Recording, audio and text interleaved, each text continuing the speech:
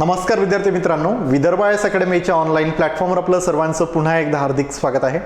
मित्रांनो, या सेशनमध्ये आपण बघणार आहोत MPSC राज्यसेवा पूर्व परीक्षा पेपर 2 मध्ये मॅथ्स या विषयावर विचारल्या गेलेल्या प्रश्नांचं डिटेल ॲनालिसिस.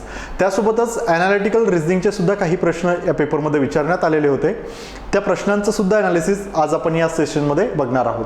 चला मग आपण आपल्या सेशनला सुरुवात करूया. सुरुवातीला मॅथ्सचे क्वेश्चन बघूया, देन अनालिटिकल रिझनिंगचे. ओके, हां. रीना, टीना आणि हिना यांनी एकाच वेळी एकाच दिशेने एकाच बिंदूपासून वर्तुळाकार क्रीडांगणाभोवती धावायला सुरुवात केली. एक फेरी रीनाने 70 सेकंदात, टीनाने 105 सेकंदात आणि हिनाने 175 सेकंदात पूर्ण केली. त्या तिघी किती वेळाने पुन्हा प्रारंभिक बिंदूजवळ भेटतील? राईट सर, हा जो क्वेश्चन विचारण्यात आलेला आहे हा क्वेश्चन बिलॉंग करतो LCM आणि SCF या टॉपिकला. राईट, आणि त्या टॉपिकचं आपण थोरोली डिस्कशन बघितलेलं आहे आपल्या कोर्समध्ये. ओके, आणि त्यासोबतच जे आता रिसेंट झालेल्या STA PSI ASOच्या ज्या मेन्स आहेत त्या कुठल्या तरी मेन्सच्या पेपरमध्ये अशा टाईपचा क्वेश्चन विचारलेला होता. ओके, चला बघूया काय म्हटलेलं आहे. 70 सेकंद, 105 सेकंद आणि 175 सेकंद या तीन व्यक्तींनी तो एक सर्क्युलर राऊंड कंप्लीट केलेला आहे. Right, circular round in the sense की हा एक सर्क्युलर मैदान आहे. ओके, या तीनही व्यक्ती इथे या पॉईंटला उभ्या आहेत. एका व्यक्तीचा स्पीड जे की रीना आहेत, रीनाचा स्पीड जास्त असल्या कारणामुळे तिने ही फेरी 70 सेकंदातच कंप्लीट केली. त्यानंतर कोण आहेत? टीना आहेत. टीनाचा स्पीड रीनापेक्षा कमी असल्याने तिला 105 सेकंद लागले आणि हिनाला 175 सेकंद लागले. ठीक आहे, ही फेरी पूर्ण करायला. ओके, आता इथे विचारण्यात आलेलं आहे मग आपल्याला सर की या पुन्हा या पॉइंटला कधी भेटतील? राईट, किती वेळानंतर भेटतील अशा पद्धतीचा क्वेश्चन आहे. मग सर या अशा पद्धतीच्या क्वेश्चनमध्ये आपण काय काढतो? आपण काढतो सर दिलेल्या टाइमचा LCM. ओके, ठीक आहे. मग हा झाला 70, 105 आणि 175 हा आहे त्यांचा टायमिंग की जो त्यांनी एक फेरी कंप्लीट केलेली आहे. ओके, ठीक आहे. मग याचा LCM जर काढतो म्हटलं तर LCM 35 दुनी 70, 35 त्रिक 105 आणि 35 पाच 175, 35 दुनी 70, 2 140 प्लस 35. राईट, ठीक आहे. मग आपण याचा LCM घेऊया. 35 गुणेला 2 गुणेला 3 गुणेला 5, 5 त्रिक 15, 15 दुनी 30, 30 गुणेला 35, 35 0 0 35 त्रिक 105. राईट, 1050 सेकंदानंतर सर ते पुन्हा त्या पॉइंटला भेटतील. राईट, 1050 सेकंदानंतर तिन्ही व्यक्ती एका ठिकाणी येतील. ओके, मग सर आपल्याला पर्यायामध्ये काय दिलेले आहेत? पर्यायामध्ये मिनिट सेकंद दिलेले आहेत सर, मिनिट. मग हे काम करूया ना, या 1050 सेकंदाला मिनिटमध्ये कन्वर्ट करूया. मग मिनिटमध्ये कन्वर्ट कसं करता येणार सर आपल्याला? डिवायडेड बाय 60 करणार. राईट, एक मिनिट म्हणजे किती? 60 सेकंद. तर 1050 सेकंद म्हणजे किती मिनिट? That's it. राईट, 1 0 गेला 1 0 गेला, 3 दोन्ही 6, 3 त्रिक 9, 3 5 15, 35 डिवायडेड बाय 2 म्हणजेच किती? 17.5 मिनिट आहे. ठीक आहे, आणि आपल्याला इथे सेकंद दिलेले आहेत. ओके, मग हे 17.5 मिनिट आलं आहे ना, हे 0.5ला मल्टिप्लाइड बाय 60 करा म्हणजे ह्या सेकंदमध्ये कन्वर्ट होईल. हे 0.5 काय मिनिट आहेत, 0.5 म्हणजे काय? मिनिट आहेत ते. ओके, त्याला जर सेकंदमध्ये कन्वर्ट करायचं असेल तर मल्टिप्लाइड बाय आपण 60 करतो. ठीक आहे, म्हणजेच किती येणार? 30 सेकंद येणार सर याचे.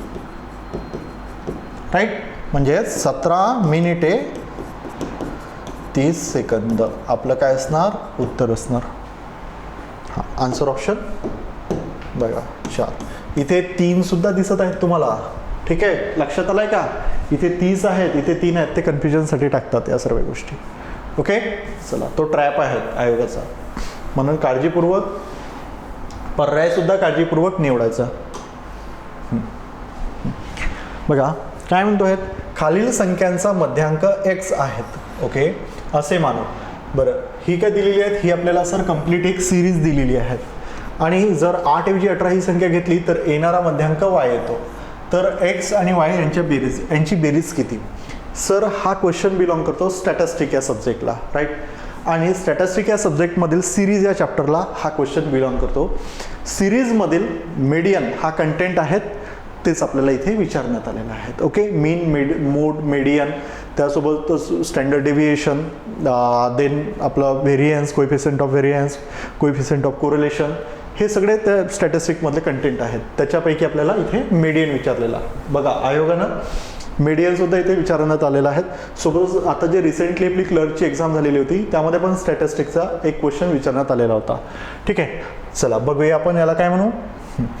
हां, आपल्याला जर जेव्हा मीडियन काढायचं असतं सर, तर दिलेल्या सिरीजला आपल्याला या सिरीजला एकतर असेंडिंग ऑर्डर किंवा डिसेंडिंग ऑर्डरमध्ये त्याला सेट करायचं असतं. मग आपण एक काम करूया सर, असेंडिंग ऑर्डरमध्ये सर्वात आधी हे सिरीज सेट करूया.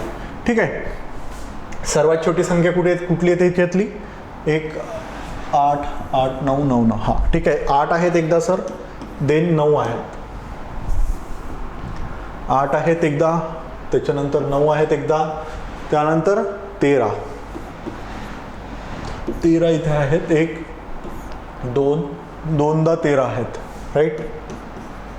देन 14, हा 14, हा 14, हा 14, देन हा 14, 4 14 आहे.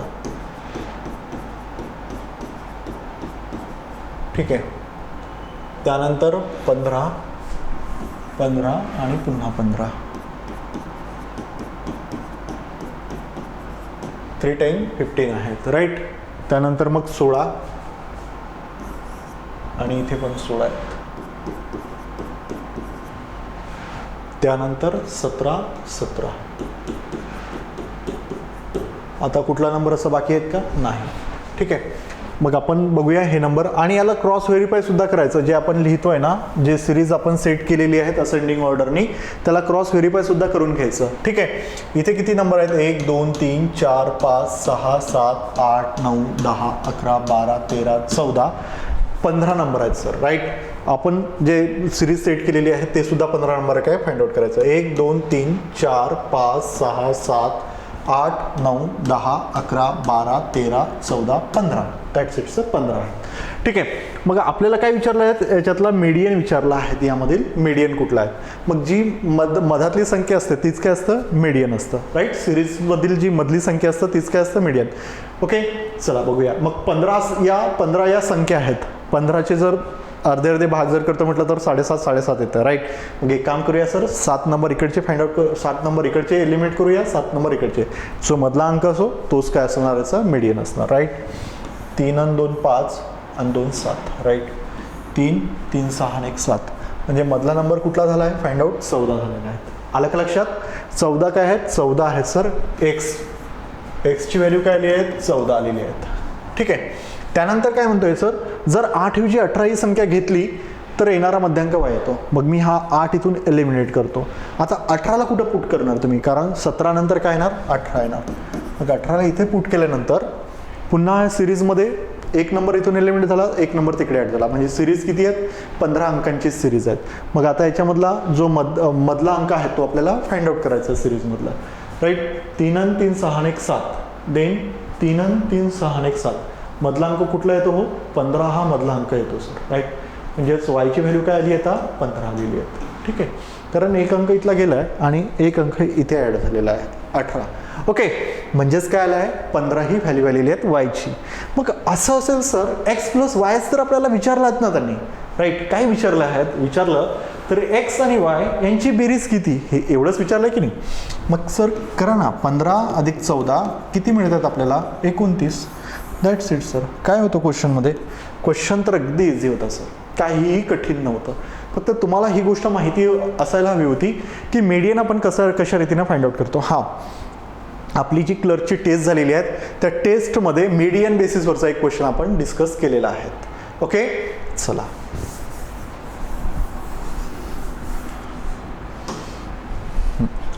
बघूया क्वेश्चन काय म्हणतो आहे. आगगाडी एम मेरठवरून सकाळी 5 वाजता सुटते व दिल्लीला सकाळी 9 वाजता पोहोचते. आगगाडी एन दिल्लीवरून सकाळी 7 वाजता सुटते व मेरठला सकाळी 10:30 वाजता पोहोचते. तर दोन्ही आगगाडींची एकमेकांस ओलांडण्याची नेमकी वेळ किती असेल?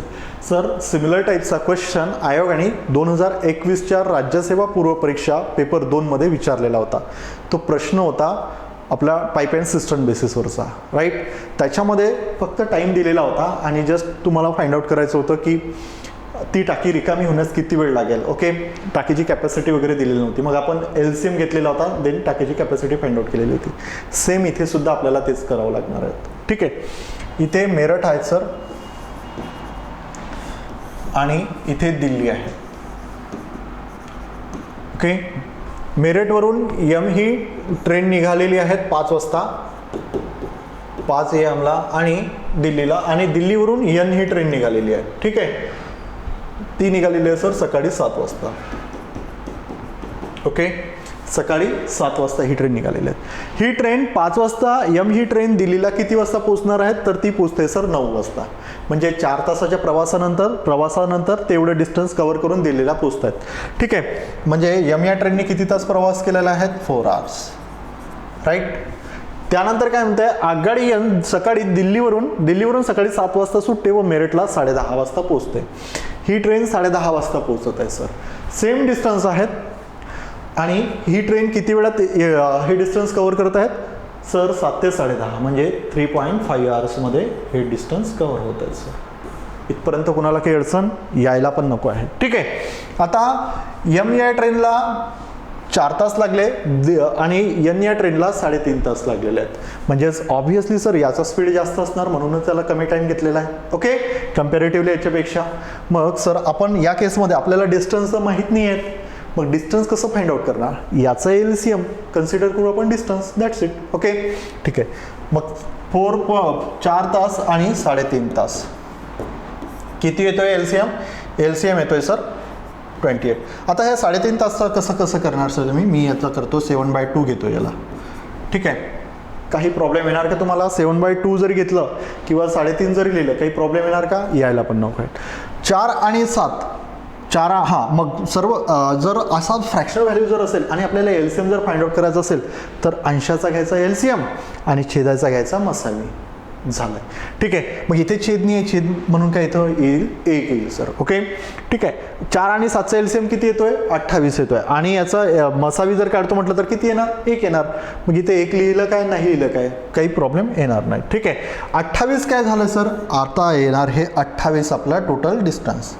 28 किलोमीटरचं काय आहे ते डिस्टन्स कन्सिडर करणार आपण. राईट, 28 किलोमीटरचं काय आहे ते डिस्टन्स आहे सर. आणि तुम्हाला माहिती आहे जेव्हा डिस्टन्स कन्स्टंट असतं तेव्हा स्पीड आपलं time is inversely proportional to speed. Right, ही गोष्ट तुम्हाला माहिती आहे. ओके, चला मग मी इथे काय करणार, आता हे मिटवतो. याचं किती 4 hours होतं ना आणि याचं 3.5 hours. ठीक आहे, आता आपल्याला टाइम दिलेला आहे M आणि N चा किती आहेत, 4 आहेत आणि याचा किती आहेत 3.5 तास. म्हणजे 7/2 लिहिणार का, मी लिहू शकतो ना, काही इश्यू नाही आहेत. ठीक आहे, मग मला हा 2 हटवायचा आहे. हा रेशो व्यवस्थित जमला नाही सर, आपल्याला या 2ला काढायचा आहे. सिम्पल आहे, ×2 इकडे करा, ×2 इकडे करा. हा 2 कॅन्सल होईल. 4 × 2 इथे 8 येणार आणि हा आला आहे 7. That's it. नवीन रेशो आपला फॉर्म झालेला आहे M/N चा किती, 8:7. बरं, हा रेशो कशाचा आहे, हा रेशो आहे सर टाईमचा. मग time is inversely proportional to speed. जेव्हा डिस्टन्स कन्स्टंट असतं त्या केसमध्ये टाईम काय असतो, टाईम हा वेगाच्या व्यस्त असतो. राईट, मग व्यस्त इन द सेन्स 8:7 आहेत, तर याचा स्पीडचा रेशो किती येणार, 7:8 येणार.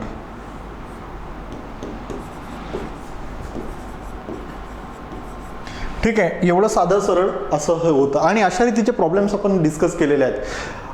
UPSCच्या पेपरमध्ये सिमिलर सर्क्युलर एक चा स्पीड विचारलेला होता आपल्याला. बघा, त्या पेपरमध्ये प्रॉपरली असं डिस्कस केलेलं आहे. मी सर्क्युलर ग्राउंड होतं, एक व्यक्ती A आणि B व्यक्ती होते, ते एक व्यक्ती इकडून जातोय, एक व्यक्ती इकडून येतो आहे. त्यांचा रिलेटिव्ह स्पीड आपल्याला फाइंड आउट करायचा होता. केवळ टाइम दिलेला होता आणि आपण ते काढलं होतं त्याचं आन्सर. एकदा चेक करून घ्या. ठीक आहे, 7:8 काय झाला, हा आला सर स्पीडचा रेशो. आणि आपल्याला काय म्हटलेलं तर दोन्ही आघाडींची एकमेकांस ओलांडण्याची नेमकी वेळ कोणती असेल, अशा पद्धतीचा आपल्याला क्वेश्चन विचारण्यात आलेला आहे. मला एक सांगा, हां, ही जी सकाळी 5 वाजता जी गाडी सुटते आहेत आणि दिल्लीवरून सकाळी ही 7 वाजता सुटते आहेत. मग एक काम करूया ना सर, की या गाडीने किती अंतर क्रॉस केलेले आहे 7 वाजेपर्यंत ते फाइंड आउट करूया. देन मग आपल्याला इझिली कॅल्क्युलेशनला बरं होईल. ओके, तर एम या गाडीची स्पीड किती आहे सर? 7 युनिट आहेत, राईट. आणि 2 तासामध्ये तिने किती युनिट क्रॉस केले असणार सर? 14 युनिट तिने क्रॉस केले असणार, बरोबर. 2 तासामध्ये 14 युनिट तिने क्रॉस केलेले असणार. मग डिस्टन्स किती राहिलेलं आहे तिथे? डिस्टन्स राहिले आहे सर आता 28 - 14 जर करतो म्हटलं तर किती मिळतात आपल्याला? 14 युनिट डिस्टन्स बाकी आहेत सर. आणि रिलेटिव्ह स्पीड जर असेल तर त्या केसमध्ये स्पीडचे काय होतं? ॲडिशन होतं. ठीक आहे, आपलं सॉरी, जेव्हा एकमेकांच्या अपोजिट डायरेक्शननं जर ट्रेन येत असेल तर तेव्हा स्पीड काय होतं? ॲडिशन होतं. आणि जेव्हा समांतर दिशेने एकमेकास दुसरी ट्रेन पहिल्या ट्रेनला क्रॉस करत असेल तर तेव्हा स्पीडचं काय होतं? मायनस होतं. ओके, वजाबाकी घेतोय आपण तिथे. ठीक आहे, मग आता डिस्टन्स किती बाकी आहे सर आपल्याकडे? डिस्टन्स आहे 14 किलोमीटर. कारण टाईम आपण सेम आणलेला आहे. सेम इन द सेन्स की मेरठवरून सुटणारी गाडी 5 वाजता सुटते आहेत ना आणि 9 वाजता पोहोचतात. ठीक आहे, पोहोचायचं काही आपल्याला इथे कन्सिडर नाही करावं लागणार.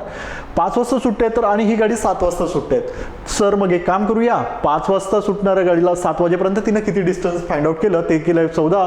मग ते आपण मायनस केलं डिस्टन्समधून. मग काय आलं? मग दोन्ही गाडीचा टाइम झालाय सर सेम. ही पण 7 वाजता आणि ही पण 7 वाजता. मग 7 वाजता त्या डिस्टन्स किती? 14 किलोमीटरचं डिस्टन्स त्यांना कव्हर करायचं आहे, राईट. मग 14 किलोमीटरचा डिस्टन्स आहेत आणि रिलेटिव्ह स्पीड काय येणार आपली? 7 + 8 = 15. ओके, 15 आलेली आहेत. आणि तर दोन्ही आघाड्यांची एकमेकांस ओलांडण्याची नेमकी वेळ किती असेल सर? ते आहेत पर आवरमध्ये. मग आपण याला काय करूया? याला याच्यामध्ये कन्वर्ट करूया. ठीक आहे, 14/15 व्यवस्थित वाटतं फ्रॅक्शन व्हॅल्यू, कारण 14ला 15ने भाग जातो का? नाही जात सर, पॉईंटमध्ये व्हॅल्यू जाते. सो बेटर एक काम करूया ना, पॉईंटमध्ये तास काढण्यापेक्षा आपण डायरेक्टली त्याला मिनिटामध्ये कन्व्हर्ट करूया. मिनिटामध्ये जर कन्व्हर्ट करायचं असेल तर × 60 करतोय आपण, राईट. 15 चौक 60, 14 चौक 56 सर. 56 मिनिटे त्या ट्रेन एकमेकींना भेटतील 56 मिनिटानंतर, राईट. तर नेमकी ओलांडण्याची नेमकी वेळ कोणती असेल? तर 56. मग 56 मिनिटे कुठून कन्सिडर करणार सर? 7 वाजता आपण दोन्ही ट्रेन व्यवस्थित याच्या दोन्ही ट्रेनचा टायमिंग सेम केलेला होता. मग 7 वाजल्यापासून 56 मिनिटे ते त्याच्यामध्ये ॲड करायचं. किती येत आहेत? 7:56. म्हणजे आन्सर ऑप्शन काय येणार? आन्सर ऑप्शन येणार सर आपलं 2. ठीक आहे. आणि इनकेस सर इथे जर 15 असतं तर मग 1 तास आपण कन्सिडर केला असता. 15 असतं तर किती वाजता भेटल्या असत्या? त्या 8 वाजता त्यांचा सर मीटिंग टाइम होता. ओके, ठीक आहे. या सर्व गोष्टी आहेत, सरळ आहे, खूप काही असं अवघड नाही आहेत. दिसायला प्रश्न जरी तो तुम्हाला असा वाटत असेल की सर टाइमच दिलेला आहे, अच्छा असं काही ऑप्शन नाही आहे ना याच्यामध्ये, निश्चितपणे सांगता येत नाही वगैरे. सर टाइमच दिलेला आहे आणि कसं काय फाइंड आउट करणार? साधं सरळ असं लॉजिक होतं की सर्वात आधी आपण हे डिस्टन्स फाइंड आउट करायचं होतं. सेम आपल्याला टाकीची कॅपॅसिटी जर काढायची असेल तर याच गोष्टी आपण तिथे अवलंबल्या होत्या 2021च्या पेपरमध्ये. ते ॲनालिसिस सुद्धा यूट्यूबला आहेत, ते सुद्धा बघून घ्यायचं तेवढं.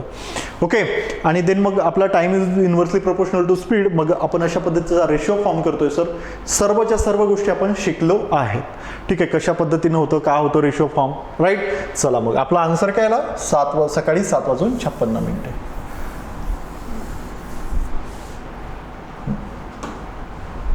हा, नेक्स्ट प्रश्न. एका पिशवीमध्ये 3 पांढरे, 2 निळे व 5 लाल चेंडू आहेत. जर यादृच्छिकपणे म्हणजे रँडमली पिशवीमधून एक चेंडू जर काढला तर तो काढलेला चेंडू लाल नाही याची संभाव्यता किती आहेत? लाल नाही आहे ना, मग तो काय असणार? पांढरा असणार किंवा निळा असणार सर. That's it. ठीक आहे, मग असं असेल तर 3 + 2 किती येतात? 5 येतात सर. टोटल चेंडू किती? महत्वाचं केस. टोटल आपण प्रोबॅबिलिटीचा फॉर्म्युला काय आहे? Favourable cases upon total cases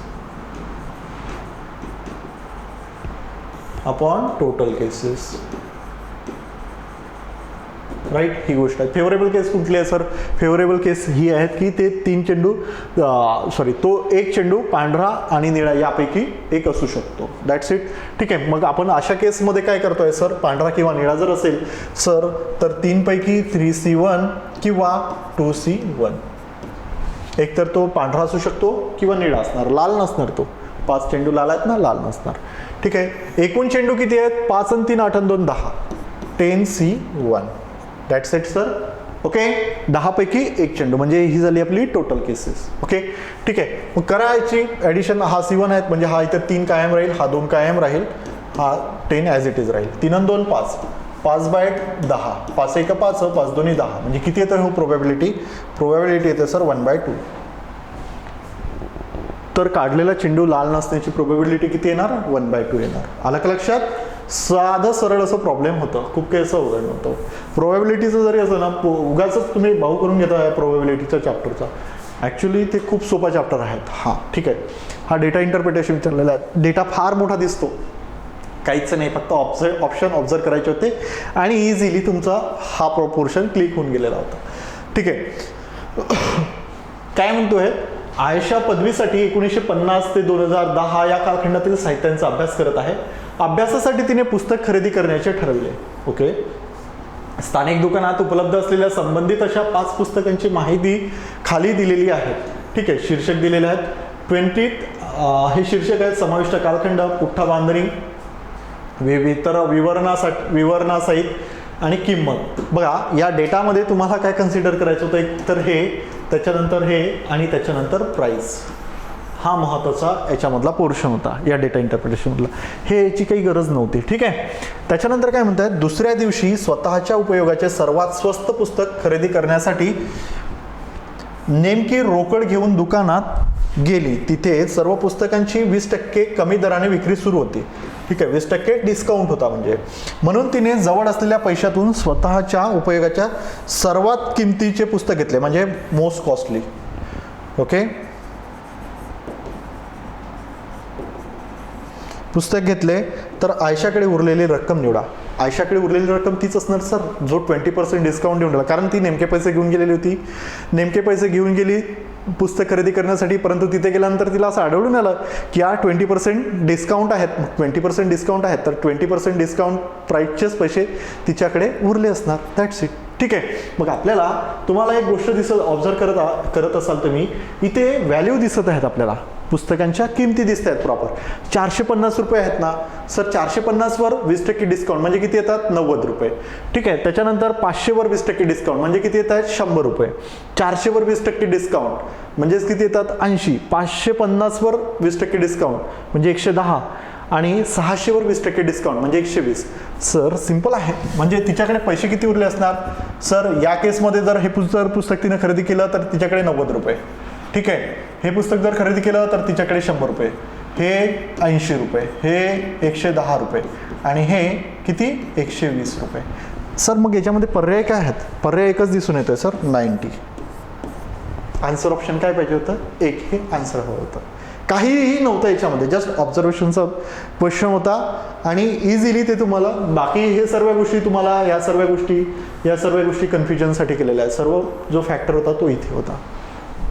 okay, आणि तेच म्हटलेलं आहे, म्हणून तिने जवळ असलेल्या पैशातून जवळ असलेल्या स्वतःच्या उपयोगाचे सर्वात किमती पुस्तक खरेदी केलेले आहेत.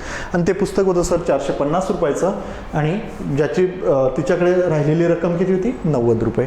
आयोग क्वेश्चन जरी मोठा दिसत असला तुम्ही इझिली सोडवा, म्हणजे तुम्ही स्किप करावा, अशाच पॉईंट ऑफ व्ह्यूनं काही गोष्टी असतात, परंतु क्वेश्चनमध्ये काहीही दम नसतं. ओके, चला नेक्स्ट क्वेश्चनला जाऊया.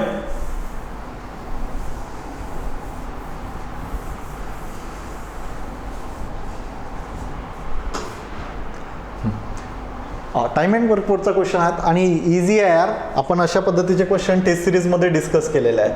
ठीक आहे, ए आणि बी एक काम अनुक्रमे 15 आणि 10 दिवसामध्ये पूर्ण करतात. दोघांनी एकत्र काम करण्यास सुरुवात केली, परंतु 2 दिवसानंतर बीला काम सोडावे लागले आणि उरलेले काम याने पूर्ण केले. हे काम किती दिवसांमध्ये पूर्ण झाले? In how many days was the work completed. Okay, ठीक आहे, किती दिवसांमध्ये ते काम कम्प्लीट झालेलं आहे एवढं आपल्याला विचारण्यात आलेलं आहे. ओके, चला मग काय करणार, ए सर 15 दिवसात ते काम करतो आणि बी 10 दिवसात ते काम करतोय. सर एक्झॅक्टली आपल्याला काम किती आहेत माहिती आहे का? नाही माहिती. मग आपण काय करणार, याचा एलसीएम घेणार. याचा एलसीएम म्हणजे काम इन द सेन्स किती झाडे आपल्याला लागवड करायची आहेत, किती झाडांची लागवड करायची आहेत, किंवा किती खड्डे आपल्याला खोदायचे आहेत. राईट, आपण कन्सिडर करूया सर आपल्याला झाडच लावायची आहेत. तर ए हा 15 दिवसात जे वॉटेवर जे काही झाडं असणार ते लावतो आणि बी तेवढेच झाडं 10 दिवसात लावतो. राईट, मग झाडं किती सर प्रश्न आहेत. मग याचा काय करणार आपण, लसावी घेणार. लसावी किती येतोय, लसावी येतोय सर 30 झाडं ते दोघं जण लावतात. ए 15 दिवसामध्ये लावतो तर बी ते 30 झाडं 10 दिवसामध्येच कंप्लीट करतोय. ओके, मग जर असं असेल सर तर यांची पर डे इफिशियन्सी कशी आहे, कार्यक्षमता किती आहे ते फाइंड आउट करणार आहेत.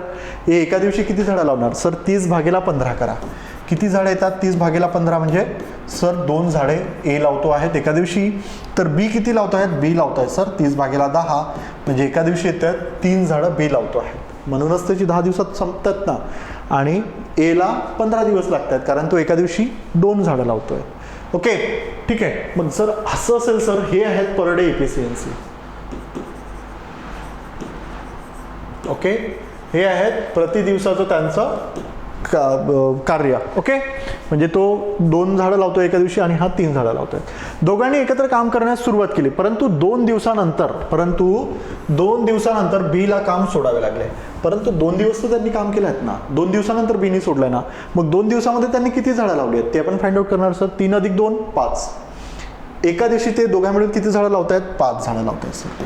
2 दिवसामध्ये किती झाडं लावली असणार सर, 10 झाडं त्यांनी लावलेली असणार. राईट, 10 झाडं. मग आणि उरलेले काम याने पूर्ण केले सर. 10 झाडं दोघांनी लावलेली आहेत, 30 पैकी 10 झाडं लागवड झालेली आहेत. मग राहिले किती, 20 झाडं राहिलेली आहेत. ओके, तर हे काम किती दिवसांमध्ये पूर्ण झालं. आता ए एका दिवशी किती लावतायत सर, 2 झाडं लावतात.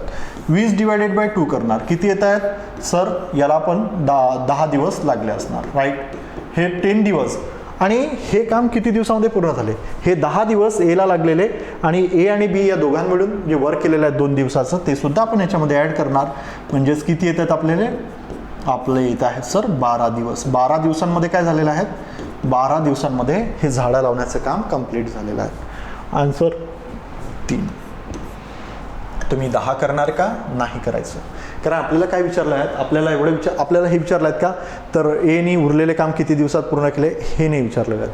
आपल्याला काय म्हटलेलं आहे त्यांनी, तर हे काम किती दिवसांमध्ये पूर्ण झालेलं आहे, whole work. Right, in how many days was the work completed. Okay ठीक आहे. चला, तर आन्सर ऑप्शन 3.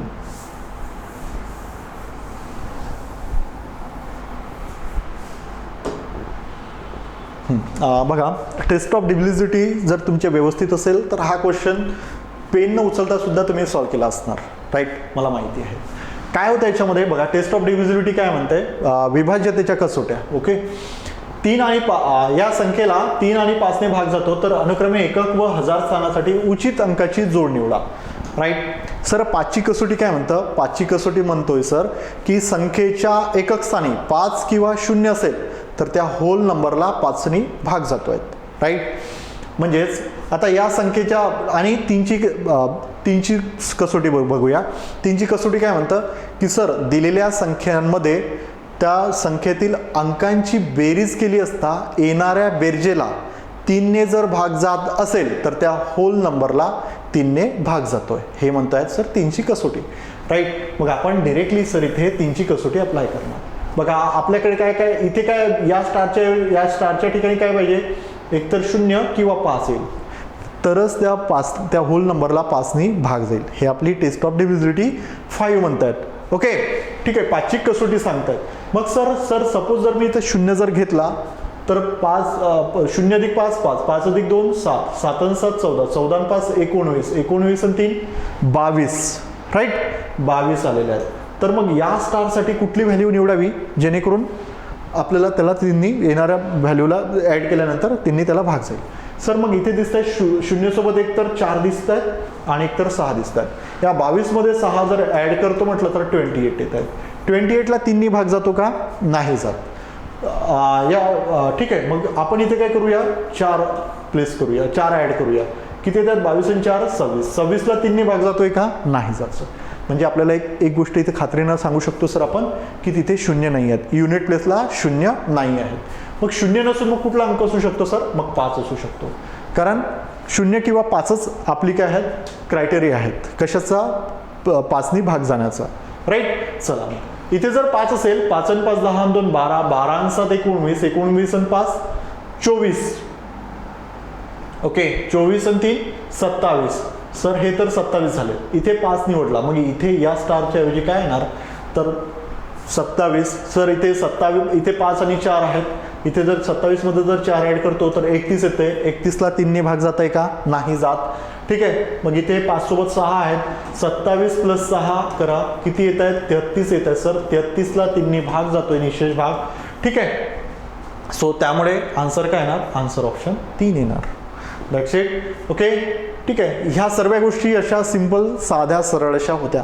तुम्ही पेन सुद्धा उचलला नसणार, काहींनी पेन उचलला असणार, काहींनी पेन उचलायची सुद्धा गरज नव्हती.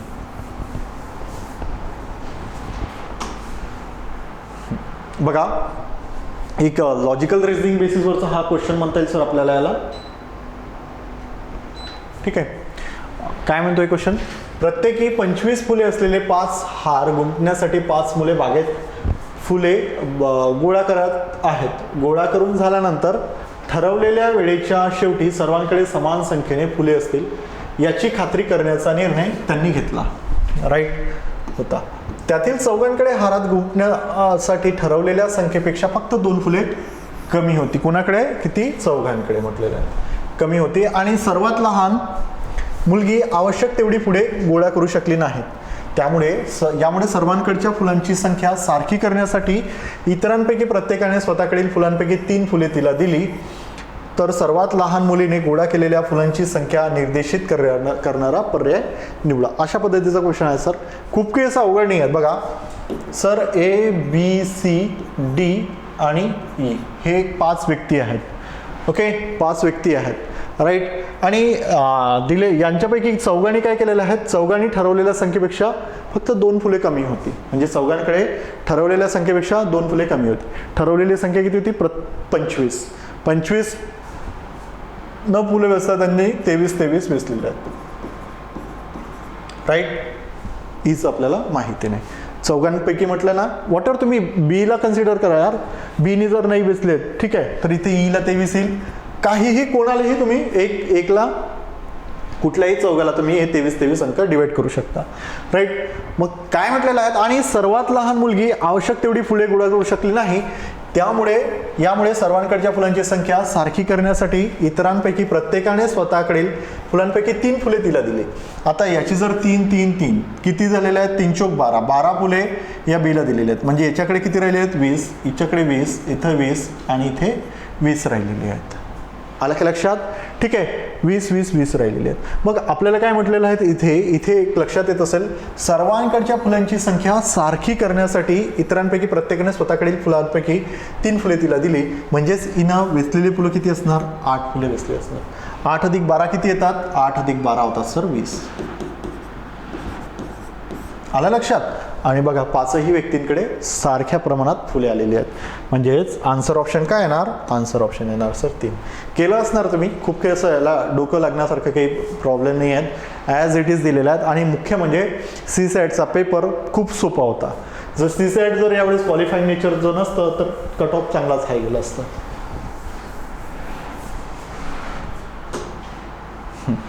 बघा हे आहेत लॉजिकल रिझनिंगचे प्रश्न. राईट. अरे यार, आन्सर ऑप्शन 4 एलिमिनेट झाल्याच्या. बरं बघूया काय म्हणतोय.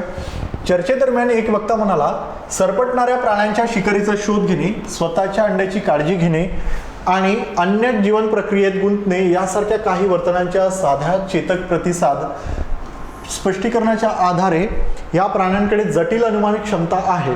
ठीक आहे, जटिल अनुमानिक क्षमता आहे. हा काही संशोधकांचा दावा बुद्धिप्रमाण नाही. ओके. अर्थातच त्यांच्या भोवतालात केलेल्या महत्त्वाच्या बदलांना तोंड देण्यासाठी स्वतःच्या वर्तनात बदल करण्याची क्षमता सरपटणाऱ्या प्राण्यात नाही असे संबंधित प्रयोगादरम्यानचे निरीक्षण आहे.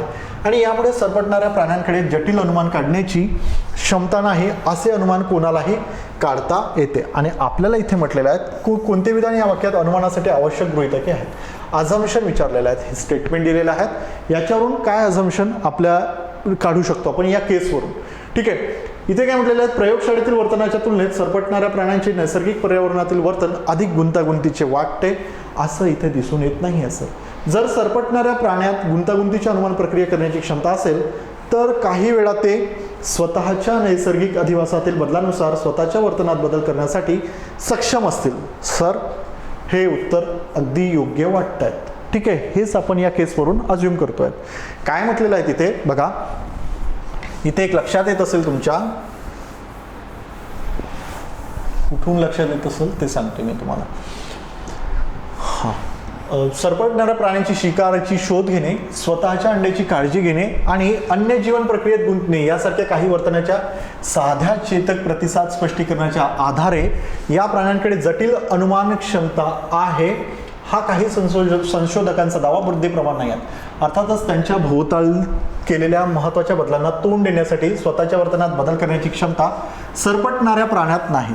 ठीक आहे, स्वतःच्या महत्त्वाच्या बदलांना तोंड देण्यासाठी स्वतःच्या वर्तनात बदल करण्याची क्षमता सरपटणाऱ्या प्राण्यात नाहीत, असे संबंधित प्रयोगादरम्यानचे निरीक्षण आहे. त्यामुळे सरपटणाऱ्या प्राण्यांकडे जटिल अनुमान काढण्याची क्षमता नाही. इन केस सर बदल करण्याची क्षमता जर त्याच्यामध्ये असेल तर ते आपण काय म्हणू शकतो बघा, जर सरपटणाऱ्या प्राण्यात गुंतागुंतीची अनुमान प्रक्रिया करण्याची क्षमता असेल, ठीक आहे, तर काही वेळा ते स्वतःच्या नैसर्गिक अधिवासातील बदलानुसार स्वतःच्या वर्तनात बदल करण्यासाठी सक्षम असते. दॅट्स इट सर, हेच आपल्याला या स्टेटमेंटमध्ये दिसून येत आहेत. ओके, म्हणजे याच्यामधून जर अझम्पशन करू शकतो तर आपण आन्सर ऑप्शन क्रमांक 2 हे आपलं योग्य उत्तर असायला हवं. आणि मला असं वाटतं की 99% आयोग या प्रश्नाचं उत्तर 2 देतील, बाकी आयोगावर डिपेंड करते 1%. ठीक आहे, चला.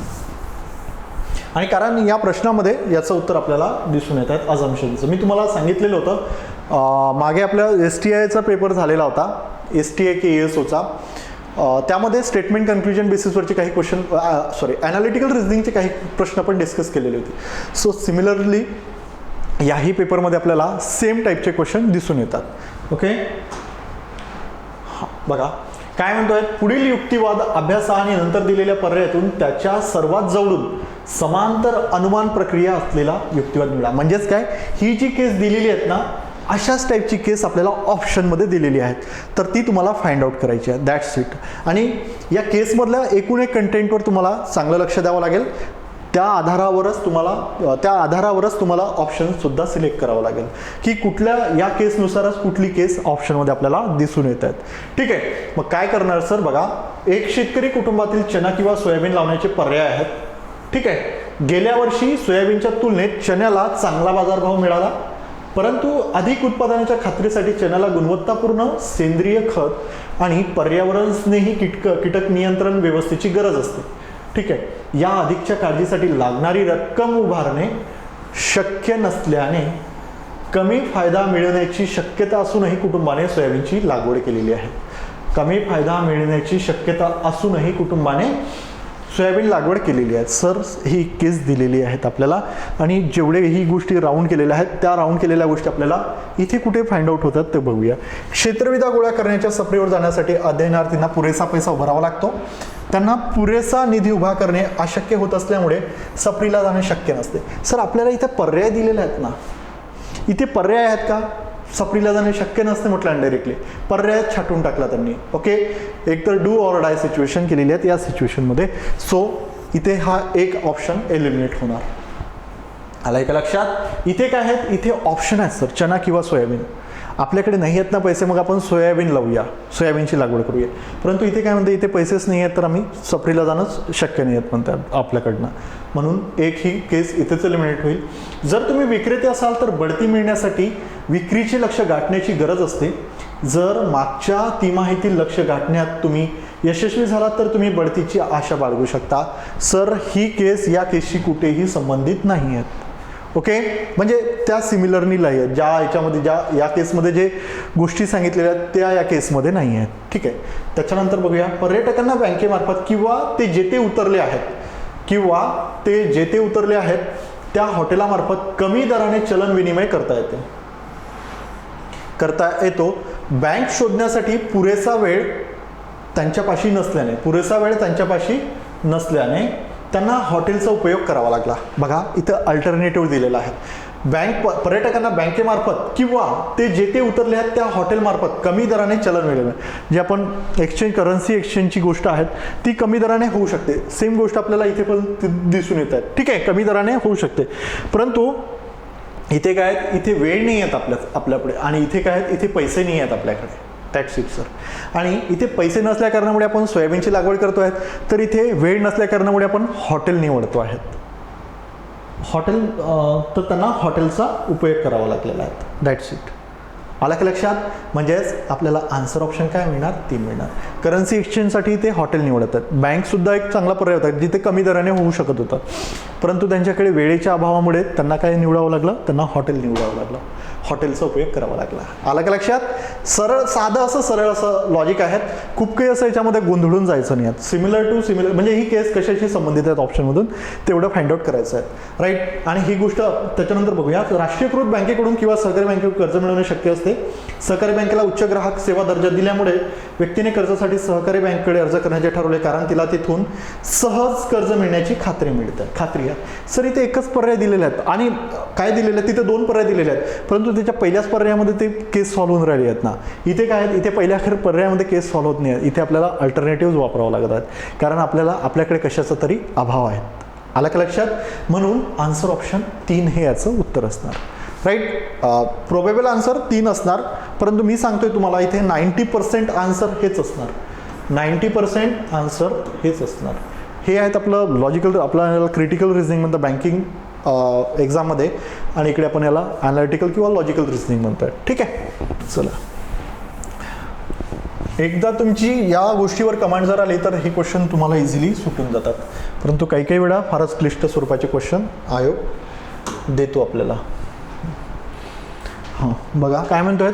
खेळाडूंसाठी बंदी घालण्यात आलेल्या पदार्थांची यादीत पालकात सापडणारे एक्डायस्टेरॉन हे संजीवक समाविष्ट करण्याची शिफारस बर्लिन इन्स्टिट्यूट ऑफ फार्मसीच्या वैज्ञानिकांनी केलेली आहे. ठीक आहे. बंदी घालण्यात आलेल्या पदार्थांच्या यादीत. ओके. त्यांच्या खेळाडूंच्या प्रदर्शनात वाढ होईल या भाकिताच्या चाचणीसाठी त्यांनी अभ्यास केला. ज्या सहभागींनी एक्डास्टेरॉनची मात्रा दिली त्यांच्या स्नायूंचे वस्तुमान लक्षणीय उच्च प्रमाणात वाढल्याचे असे त्यांना या अभ्यासात आढळले. स्वतःच्या लाडक्या ऑलिव्हसाठी दुष्ट लोकांना बडवण्यापूर्वी पोपोए पालकांच्या हवाबंद डबा फोडून उघडत होता, तेव्हा त्याचे वागणे नक्कीच सरळ नव्हते आणि आता हे व्यंग चारित्र्य कदाचित स्वतःचे अतिमानवी सामर्थ्य उत्तेजकांचा वापर करून मिळवित होते असे आता जर्मनीच्या वैज्ञानिक म्हणतात. ठीक आहे. वरील माहितीच्या आधारे खेळाडूंसाठी एक्डास्टेरॉन वापर करण्यावर बंदी आणण्याची शिफारस करण्याचे सर्वात उचित कारण निवडा. नेहमी चर्चित असणारा हा विषय असतो की डोपिंग टेस्ट वगैरे ही गोष्ट तुम्हाला माहिती आहे. ओके. चला बघूया काय म्हणतोय आन्सर. व्यक्तीच्या स्नायूच्या वस्तुमानात होणारी उच्च प्रमाणातील वाढ तिला अतिमानवाचे सामर्थ्य मिळवून देते व त्याला व तिला उत्कृष्ट प्रदर्शन करण्यास मदत करते. ठीक आहे. आपल्याला काय आपल्याला विचारलेलं आहे माहितीच्या वापर करण्यावर बंदी आणण्याची शिफारस करण्याचे सर्वात उचित कारण आपल्याला इथे निवडायचं आहे. का बरं बंदी करतोय आपण? ठीक आहे. एक हाही पर्याय योग्य वाटतोय. स्नायूंच्या वस्तुमानात वाढ करत असल्याने एक्डास्टेरॉन उत्तेजकांचे कार्य करते आणि अशा कोणत्याही स्वरूपाच्या ताकद वाढवणाऱ्या कोणत्याही उत्तेजकांच्या वापरावर खेळाडूंसाठी बंदी आहे. ठीक आहे. त्यानंतर म्हणतात स्नायूंच्या ताकदीत उच्च प्रमाणात होणारी वाढ खेळाडूंच्या आरोग्यावर विपरीत परिणाम करते आणि पालकात एक्डास्टेरॉन असल्यामुळे ते खाण्याने व्यक्तीच्या स्नायूच्या वस्तुमानात उच्च प्रमाणात वाढ होतेच. सर आपल्याला आन्सर जे दिसून येत आहेत ते या 2 याच्यामध्ये दिसून येत आहेत. आन्सर ऑप्शन 1 आणि 2. इथे काय म्हटलेलं आहे? 1 मिनिट. 3 आणि 4 याचं उत्तर नसणार. याचं उत्तर काय असणार? याचं उत्तर 1 किंवा 2 हे उत्तर असायला हवे. व्यक्तींच्या स्नायूच्या वस्तुमानात होणारी उच्च प्रमाणातील वाढ तिला अतिमानवाचे सामर्थ्य मिळवून देते व ते तिला उत्कृष्ट प्रदर्शन करण्यास मदत करतात. ठीक आहे. आणि इथे म्हटलेलं आहे स्नायूंच्या वस्तुमानात वाढ करत असल्याने एक्डास्टेरॉन उत्तेजकाचे कार्य करते आणि अशा कोणत्याही स्वरूपाच्या ताकद वाढवणाऱ्या कोणत्याही उत्तेजकांच्या वापरावर खेळाडूंसाठी बंदी आहेत. सो आन्सर ऑप्शन 2 याचं उत्तर असणार. सर मोस्ट प्रोबेबल उत्तर याचं आन्सर ऑप्शन 2 असणार. 1 हे आन्सर नसणार. कारण आपल्याला इथे विचारलेलं बंदी आणण्याची शिफारस करण्याचे सर्वात उचित कारण कोणते, तर ते दिसून येतात सर आन्सर ऑप्शन 2. ठीक आहे. चला नेक्स्ट क्वेश्चनला बघूया. तुम्हाला केस ॲनालिसिस करायची होती आणि जस्ट त्याच्या माध्यमातून तुम्हाला आन्सर सिलेक्ट करायचं होतं. बघा नेक्स्ट क्वेश्चन काय म्हणतो. पुढील युक्तिवाद काळजीपूर्वक वाचा आणि दिलेल्या पर्यायातून युक्तिवादातील त्रुटी निर्देशित करणारा पर्याय सर्वात उत्तम पर्याय निवडा. हां, याला सिमिलर टाईपचा क्वेश्चन आपण STIच्या एक्झाममध्ये विचारण्यात आलेला होता आणि ते अनालिसिस घेतलेलं आहेत. त्यामध्ये अशाच पद्धतीचा क्वेश्चन त्यांनी विचारलेला होता. वीक आर्ग्युमेंट म्हणतोय. आर्ग्युमेंटचे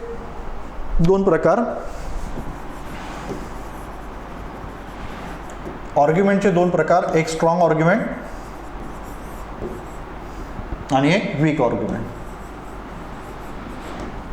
स्ट्रॉंग आर्ग्युमेंट म्हणजे काय, दिलेली केस आणखी स्ट्रॉंग कशा पद्धतीने बनवता येईल तो पर्याय आपल्याला इथे निवडायचा असतो. वीक आर्ग्युमेंट म्हणजे काय, दिलेली केस मग वीक कशी करता येईल तो पर्याय आपल्याला इथे निवडायचा असतो. That's it sir. ओके, चला ठीक आहे. मग आपल्याला ही केस आहेत, याला वीक करणारा पर्याय इथे निवडायचा आहे. सरळ सरळ म्हणजे वीक इन द सेन्स की हे केसला वीक करण्यासाठी काय पर्याय निवडता येईल. जसं की तुम्हाला फंडामेंटल राईट्स आणि फंडामेंटल आपलं DPSPचं एक्झाम्पल दिलेलं होतं मी, ते तेवढं बघून घ्या. ओके, बघूया काय म्हणतोय. कल्याणकारी लाभ अवलंबनाची संस्कृती आणि अनुत्पादक कार्यबल निर्माण करतात असे अनेक लोकांना वाटते. अनेक लोक जगण्यासाठी उत्पन्न मिळवण्याची खटपट न करता केवळ कल्याणकारी लाभावर वर्षानुवर्षे अवलंबून राहतात. ठीक आहे. काही वर्षापूर्वी शासनाने लाभार्थींच्या पात्रतेसाठी कठोर नियम केले आणि त्यामुळे लाभार्थींची संख्या 15% घटलेली आहे. लाभार्थींची संख्या याहून कमी करण्यासाठी शासनाने पात्रता नियम अधिक कडक करायला हवेत. ठीक आहे, एवढं आपल्याला म्हटलेलं आहे. आता या केसला वीक कसं करता येईल ते शासनाने काय म्हटलेलं आहे, लाभार्थींची संख्या याहून कमी करण्यासाठी शासनाने पात्रता नियम अधिक कडक करायला हवेत म्हणतात. म्हणजे आणखी जर त्याच्यामध्ये निर्बंध आणलेत तर आणखी लोक कमी होऊन जाईल बेनिफिशियरीज मधले. राईट. मग आपल्याला या केसला वीक करायचं आहे. वीक कुठल्या गोष्टीने होईल ते आपण पर्याय इथे निवडू. हा युक्तिवाद लाभार्थ्यांना अनुत्पादक कार्यबल समान मानतो. स्वतःच्या चुकांमुळे लाभार्थी व्यक्ती या परिस्थितीत आहेत असा याचा गर्भितार्थ आहेत आणि विपरीत परिस्थितीला तोंड देणाऱ्या लाभार्थींबद्दल सहानुभूती दाखवत नाहीत. सो याचा आन्सर येते सर, आन्सर ऑप्शन 3. राईट. कारण ही गोष्ट या केसला वीक करत आहेत. ओके, सो याचा आन्सर ऑप्शन 3 द्यायला पाहिजे. आता जे आयोग देईल ते आपल्याला स्वीकारावं लागतं. ओके, ठीक आहे. चला, अशा पद्धतीचं आपलं अनालिसिस होतं. अरे यार, आणखी एक क्वेश्चन होता ना, जांभूळ चिक्कूवाला question. Let me check.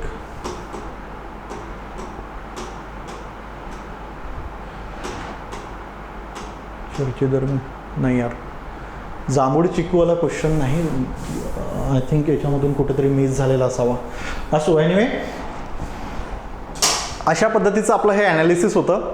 I hope तुम्ही हा पेपर चांगल्या रीतीनं सोडवला असणार आणि एकूण एक मला तरी असं वाटतं की मॅक्सिमम 99% स्टुडंट या CSAT हा क्वालिफाय करणार. कारण इझी पोर्शन होता, खूप काही असा अवघड नव्हता.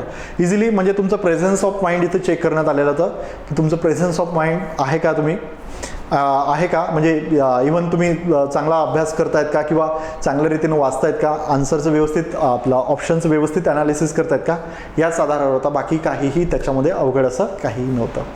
All the best. मेनसाठी तुम्हाला खूप खूप शुभेच्छा. चांगली तयारी करा.